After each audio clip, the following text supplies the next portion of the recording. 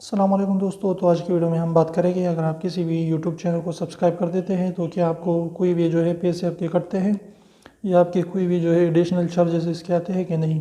तो मैं आपको बताऊं कि सब्सक्राइब करने से आपका कोई भी पैसा नहीं कटता।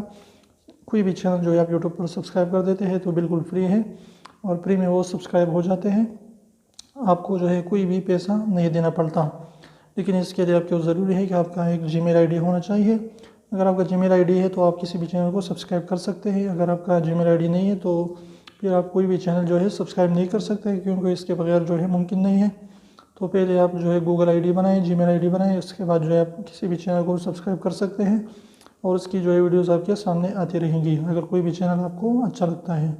तो ये थी छोटी सी वीडियो कि कोई भी चैनल का अगर आप सब्सक्राइब कर देते हैं तो बिल्कुल फ्री है, फ्री में सब्सक्राइब हो जाता है और आपको कोई भी जो है चार्जेस यानी एक्स्ट्रा चार्जेस जो है इसके देने नहीं पड़ते हैं।